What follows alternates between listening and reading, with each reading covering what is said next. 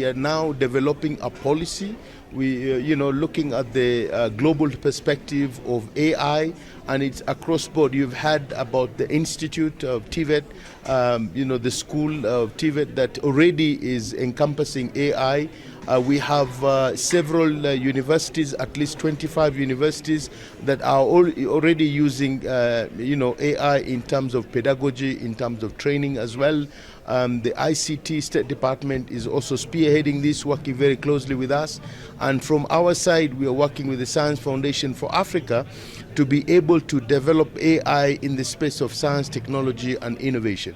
So we are very live on this, and we want to make sure that AI is really mainstream in what we do. But also we are looking at the other side of the AI so that we can manage the ethical aspect, and we ensure that it is not being abused, but it becomes useful in the society. We've also been advocating for the transfer of technology and how we can be able to have more of the commercialization of the innovations, creating more innovation and incubation hub.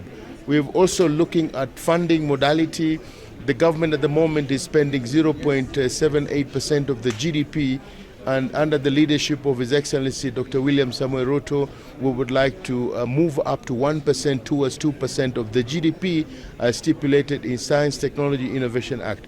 All this will enable us to be able to build capacity and capability. We've also been looking at the status of TVET in terms of facilities, in terms of equipment. Above all, we would like to break the silos, build collaborations, build synergies, TVETs to work very closely with the universities and also be able to work very closely with the industry so that we can have the economic transformative agenda and bottom-up economic transformative agenda in this country. It's a high time that we have a conversation together.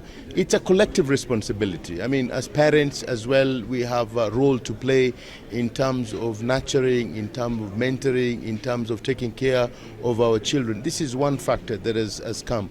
And we also have responsibility from teachers, we have responsibility from the society. Above all, we also have responsibility from our children as well. I think it's a collective responsibility. This is not an issue that has just come now.